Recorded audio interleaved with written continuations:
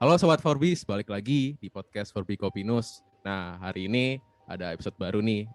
Balik lagi sama aku, host yang sering muncul ya. Nama aku Gary. Semoga masih inget ya. Hari ini tuh kita akan membahas terkait bahasa isyarat ya, yang biasa identik sama teman-teman tuli atau tunarungu itu. Tuh. Nah, kalau kita bahas terkait identik ya, kalau misalkan contohnya tunanetra gitu ya. Tunanetra kan biasa identiknya sama tongkat atau tulisan braille gitu ya. Nah, kalau teman tuli identiknya dengan bahasa isyarat. Nah, barusan aku ngomong itu belum tentu benar karena itu aku asal ngomong ya. Nah, biar tahu aku ngomongnya itu benar atau enggak, langsung undang aja ya. Guest kita hari ini yaitu Mbak Akmarina. Halo Mbak Akma. Panggilannya apa ini? Halo. Rin, boleh panggil Rina nggak apa-apa. Oke, Mbak Rin. Bisa perkenalan dulu mungkin Mbak Rin? Ya, halo, perkenalkan nama aku Akmarina, bisa dipanggil Rin. Aku sekarang domisili di Malang, baru lulus kuliah. Nggak terlalu baru sih sebenarnya, udah agak lama mungkin ya. Sekarang pekerjaannya lebih ke freelance sih, freelance analisis data sama freelance juru bahasa isyarat. Nah, sekian. Oke. Berarti Mbak Rina ini juru bahasa isyarat gitu ya? Ya, betul. Berarti kalau bisa dibilang tuh Mbak Rina itu tahu terkait dunia tunarungu atau teman tuli ini cukup mendalam kah? Bisa dibilang?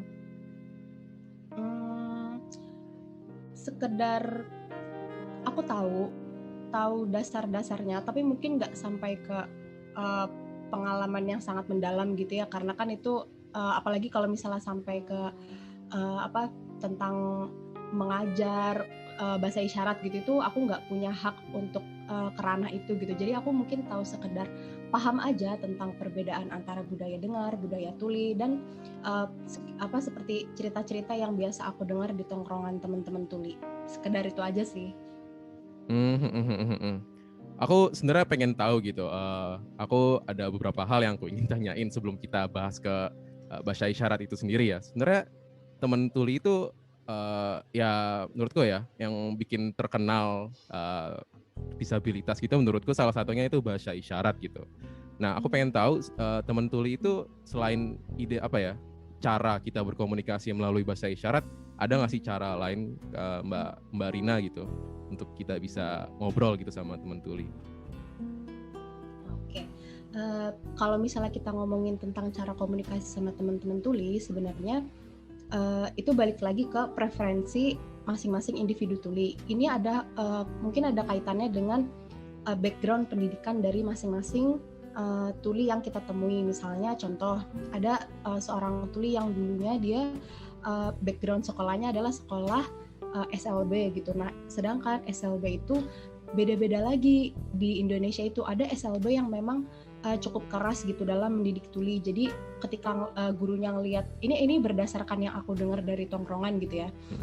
Ada contohnya SLB di salah satu kota besar di Indonesia gitu. Dia gurunya itu tidak memperbolehkan tuli menggunakan isyarat. Jadi semuanya harus oral dan mereka itu harus bisa membaca mulut. Jadi lip reading kayak gitu. Nah, beda lagi dengan nanti teman tuli yang background SLB-nya SLB negeri gitu ya. SLB negeri itu biasanya mereka guru-gurunya memperbolehkan para tuli itu untuk berisyarat namun menggunakan CB, bahasa isyarat CB. Nah, ada juga ini teman tuli lain yang mungkin entah dia background sekolahnya sekolah umum atau sekolah inklusif atau sekolah SLB kayak gitu. Nah, tapi dia ternyata saat SMP atau SMA itu gabung di komunitas tuli. Nah, sehingga dia terpapar dengan materi Bisindo. Nah, jadi kalau kita ngomongin komunikasi sendiri itu udah sangat beragam.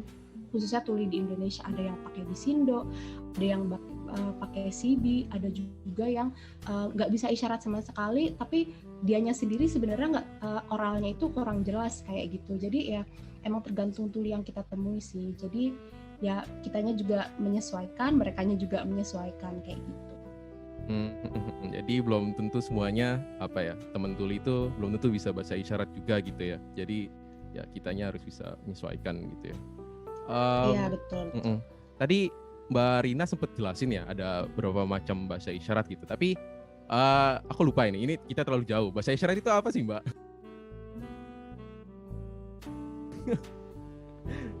Menurut Mbak sendiri gitu.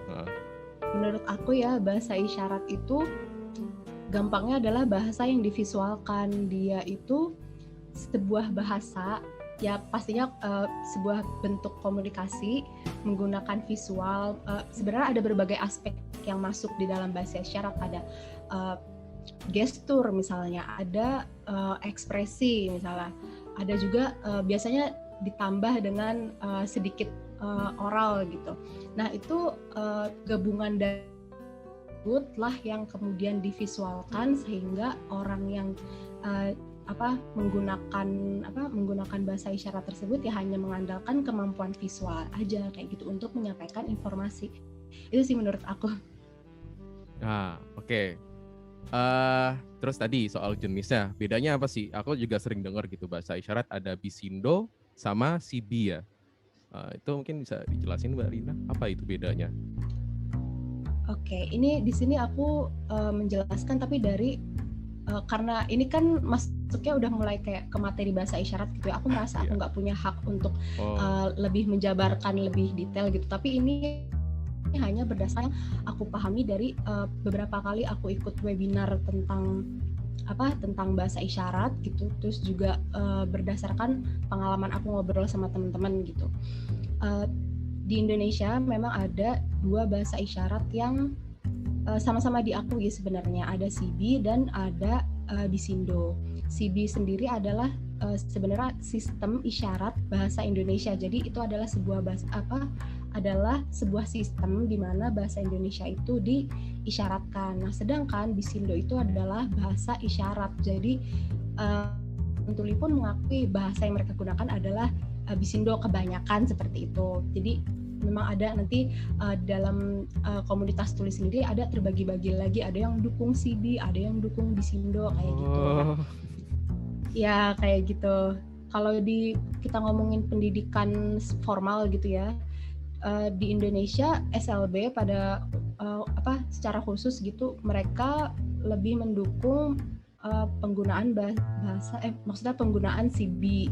Tapi di sisi lain ketika kita join ke komunitas-komunitas tuli pada umumnya, di mana komunitas itu kan lebih dekat ke masyarakat ya, lebih dekat kepada lapangan lah, kepada masyarakat tuli pada umumnya, mereka justru lebih mendukung Bisindo dan menolak Sibi seperti itu. Itu sih sepemahaman aku seperti itu.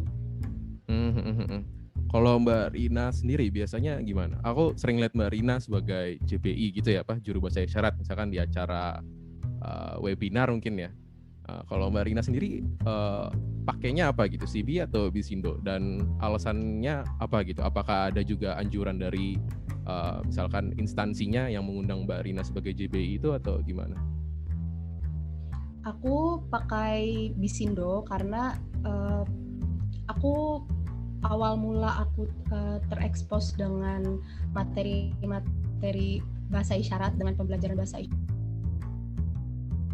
pusat studi layan disabilitas di Universitas Brawijaya, karena aku kan alumni UB gitu ya. Nah di situ saat aku jadi volunteer aku belajar terekspos dengan dunia tuli, budaya tuli, kemudian perbedaan antara budaya tuli dan saat itu aku seringnya belajar bahasa isyarat itu dengan nongkrong sama teman-teman tuli kayak gitu. Nah dari situ kemudian aku belajar ternyata teman-teman aku sendiri tuh lebih nyaman pakai Bisindo sehingga makanya aku Bisindo pada saat itu. Tapi kemudian aku makin setelah lama gitu belajar, yang dapat job juga gitu, aku kemudian baru tahu ternyata ada loh namanya PLJ, pusat layanan juru bahasa isyarat kayak gitu. Nah, kalau yang dari aku dengar sih dari senior JBI, mereka juga pakainya di Sindo gitu. Jadi ya memang banyak penyedia layanan juru bahasa itu pakainya di Sindo, tapi tidak menutup kemungkinan bahwa ada juga JBI yang menggunakan CD gitu. Menarik. Aku pengen nanya ini juga, sempat bingungan gitu ya. Lebih ke etika mungkin ya. Gimana caranya gitu, etika yang baik apabila aku ketemu misalkan sama temen tuli itu sendiri. Soalnya aku kebetulan seorang disabilitas juga ya, tunanetra gitu. Terus pernah ketemu temen tuli. Cuma karena aku nggak ngerti bahasa isyarat dan aku sebenarnya masih bisa lihat dikit kan ya. Dan dia mencoba untuk komunikasi sama aku gitu dengan gestur-gestur. Cuma karena aku bingung, ya salahnya aku ya nggak sopan sih ya. Cuma aku bingung gitu. Jadi akhirnya aku meninggalkan dia gitu. Dan ya karena aku juga nggak ngerti bahasa isyarat dan aku juga nggak bisa lihat gitu. Dan menurut Mbak Rina sendiri gitu, selain etika yang baik gitu, kita harus kayak gimana sih kalau semisal kita sendiri pun nggak ngerti bahasa isyarat gitu dan kita bingung apa yang dia ingin sampaikan, gimana etika yang baik itu seperti apa. Dan ini mungkin bisa dihubungin sama alasan Mbak Rina itu mau itu belajar bahasa isyarat itu alasannya dari mana gitu munculnya. Oke, berarti 2 pertanyaan ya. Yang Yap. pertama tadi tentang etika gitu. Kalau misalnya ini mungkin kalau misalnya ini kan di sini kondisinya ketika orang yang diajak bicara gitu, misalnya ada tuli, dia ketemu dengan seseorang yang ternyata tidak memahami bahasa isyarat gitu kan. Nah, di sini kan sebenarnya kendalanya adalah karena mereka tidak berbicara bahasa yang sama seperti itu. Nah, tapi sebenarnya bisa loh alternatif lain, misalnya bisa digunakan mungkin media seperti ada kertas sama pensil, kemudian pakai komunikasi tulisan gitu, atau misalnya kalau misalnya contoh di sini contohnya Gary gitu ya, komunikasi antara Gary dengan teman tuli yang hanya menggunakan bahasa isyarat. Di sini kan Gary pasti kesulitan kalau misalnya teman tuli itu ternyata nulis di kertas, sedangkan Gary sendiri kesulitan gitu karena misalnya tulisannya terlalu kecil gitu. Nah, bisa menggunakan media lain, misalnya Gary di sini nunjukin aku biasanya komunikasi pakai chat, nanti misalnya aku screen reader ya, misalnya pakai screen reader kayak gitu ya, nggak apa-apa, senyamannya aja, karena walaupun berbeda bahasa itu bukan berarti kita tidak bisa berusaha untuk berkomunikasi seperti itu. Kalau misalnya di awal justru kayak kita beda bahasa nih, kita kayaknya nggak usah ngobrol, itu lah justru udah dicap buruk gitu kan. Nah makanya jadi yang penting ada kalau menurut aku sih yang penting balik lagi ke niat kita, apakah kita memang benar-benar bersungguh-sungguh gitu untuk berkomunikasi. Kalau misalnya enggak, ya udah bilang aja maaf saya lagi nggak pengen komunikasi sekarang, atau ya jelaskan aja gitulah dengan cara yang baik gitu. Kemudian tadi pertanyaan kedua, alasan ya kenapa aku belajar bahasa isyarat itu, ya awalnya karena aku join jadi volunteer di pusat studi layanan disabilitas, kemudian ketemu banyak teman-teman disabilitas di situ. Nah, ada menurut aku satu nih yang unik, kalau tuli ini agak challenging nih karena aku harus belajar bahasa mereka. Aku di situ saat itu kondisinya udah dekat sama teman-teman netra, udah dekat sama teman-teman CP, teman-teman autis, teman-teman daksa gitu. Tapi aku nggak bisa nih deketin teman-teman tuli karena aku menggunakan bahasa yang berbeda kayak gitu. Nah akhirnya ya udah aku mencoba men-challenge diri aku sendiri. Aku langsung aja ikut tongkrongan mereka tanpa tahu mereka ngomong apa, tapi ya karena keseringan ikut nongkrong tiba-tiba tahu aja gitu bahasa isyarat, tiba-tiba bisa. Ya seperti itu. Wah, dan aku pengen tahu gitu, lebih ke cerita kali ya, pengalaman Mbak Akmarina gitu setelah tahu bahasa isyarat sendiri gitu, bisa dibilang terjun ya ke dunia disabilitas gitu. Apa sih yang paling mengesankan gitu setelah dia bisa tahu bahasa isyarat, bisa berkomunikasi dengan temen tuli gitu, ada nggak sih? Ada yang berkesan menurut aku. uh, seperti gini, sebelum aku sebelum aku bergabung dengan PSLD singkatan dari Pusat Studi Layanan Disabilitas.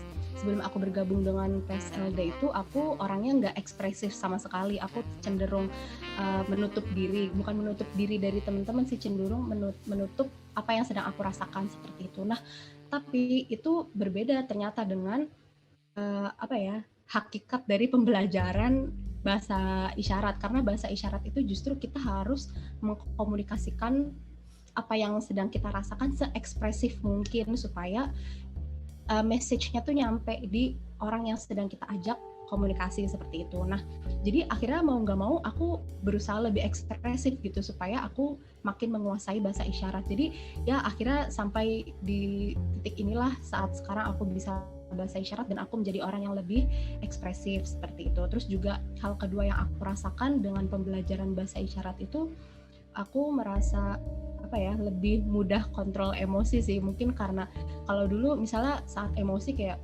langsung misalnya ngomong kata-kata kasar kayak gitu tuh sangat gampang gitu. Tapi karena kalau isyarat tuh kayak kita jadi bisa lebih gampang memanage emosi kayak gitu. Iya karena kah?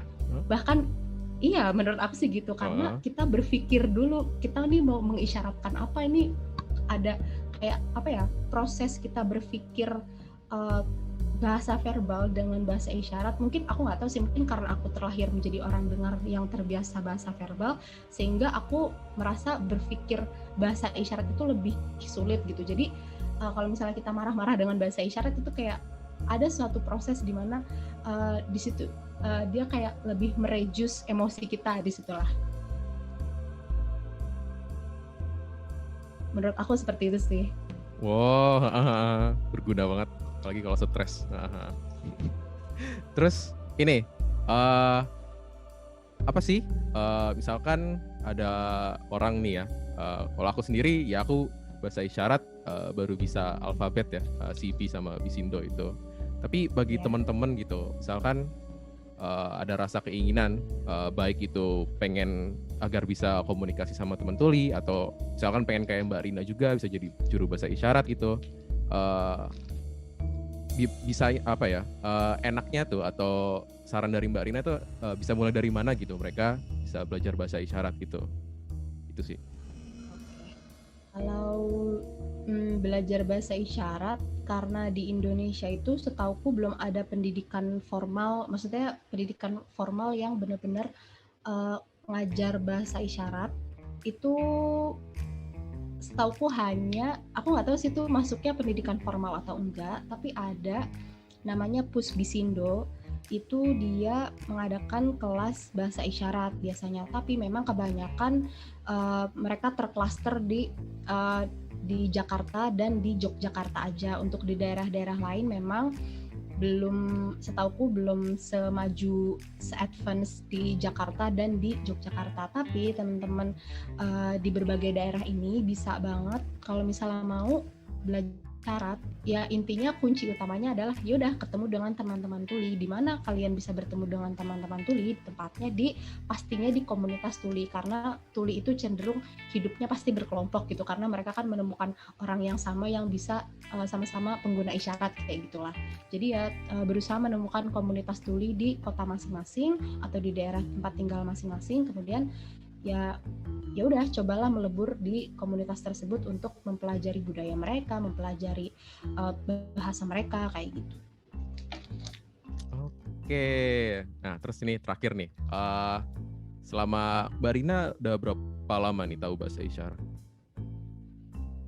Aku pertama kali belajar bahasa isyarat itu antara September atau Oktober 2018 ya. Nah, itu aku merasa aku termasuk cepat sih aku merasanya, hanya perasaan aku aja, nggak tahu kalau orang lain yang lihat. Ya, aku merasanya cepat sih karena aku sekitaran akhir 2018 itu udah dapet pekerjaan, maksudnya udah dapet job untuk menerjemahkan kayak gitu, dan aku ngerasa ternyata aku udah bisa ya menyusun kata-kata, menyusun kalimat dengan bahasa isyarat kayak gitu. Dari dari jarak pertama kali aku belajar sampai pertama kali dapet job itu mungkin sekitar 3 bulanan. Nah sampai sekarang berarti udah hampir 3 tahun ya. Iya benar, hampir 3 tahun berarti. Berarti ada lah ya benefitnya, soalnya bisa komunikasi sama teman tuli itu bisa ya dapat job juga gitu. Oh iya, ya kalau ngomongin job aja, iya kita benefitnya lebih ke material. Tapi aku sih ngerasanya karena dulu awal-awal motivasi untuk belajar bahasa isyaratnya lebih ke aku nggak mikirin job sama sekali. Bahkan aku nggak tahu kalau ada tuh namanya job sebagai JBI. Aku nggak tahu sama sekali. Baru tahu akhir-akhir 2018 setelah aku bisa bahasa isyarat gitu. Aku awal-awalnya kalau merasa kepo aja sih sebenarnya, makanya belajar bahasa isyarat itu karena pengen banget nih komunikasi sama mereka gitu, gimana caranya gitu. Ini ada pertanyaan lagi terakhir apa tadi apa aja sih benefit kali ya biar buat orang lain tuh nggak perlu mikir 2 kali gitu kalau mau belajar bahasa isyarat. Ada ini kah pesan yang Mbak Rina pengen sampein gitu biar ya benefitnya sebenarnya ada gitu kita dengan belajar bahasa isyarat ini, sekaligus jadi closing statement episode podcast ini. Oke. Kalau kita ngomongin benefit ya, aku sebenarnya kepikiran sama nasihat dari senior JBI aku saat pertama kali belajar bahasa isyarat ini, mungkin sekaligus closing statement, sekaligus juga maksudnya kata-kata gabungan dari senior dan dari aku sendiri, dari aku pribadi. Kalau misalnya seseorang mau belajar, terutama seseorang yang dengar gitu ya, yang sebenarnya mungkin mereka merasa untuk apa kepentingan aku belajar bahasa isyarat kayak gitu kan. Menurutku kalau misalnya di awal mereka belajar bahasa isyarat itu hanya mementingkan apa sih benefitnya gitu, benefit aku belajar ini, kalau mereka sendiri merasa ragu-ragu akan mendapatkan benefit yang tidak setimpal dengan effort yang sudah mereka keluarkan, termasuk tenaga dan waktu untuk belajar bahasa isyarat, menurutku lebih baik stop, nggak usah lanjutkan pembelajaran bahasa isyarat itu, karena yang kalian pikirkan hanyalah benefit menurutku. Sedangkan di sini tuh kita kayak contohnya aku merasa aku belajar bahasa isyarat karena aku kepo aja tuh, mungkin alasan yang simpel tapi sebenarnya itu jadi motivasi yang cukup besar gitu sampai buat aku bisa sampai di titik ini.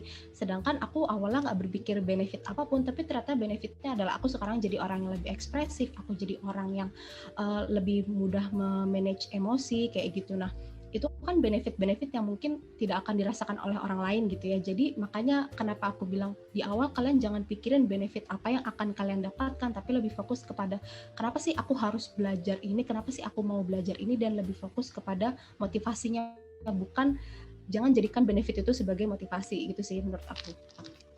Karena mungkin akan beda-beda gitu ya setiap orang. Oke. Sorry. Yeah. Oh jadi gitu teman-teman, kalau misalkan yes. Mau belajar bahasa isyarat ya tadi denger lah ya. Oke, makasih ya Mbak Rina udah datang ke acara podcastnya Forbikopinos gitu, udah nyempetin hadir gitu. Dan sebelum ditutup aku mau iklan sebentar ya,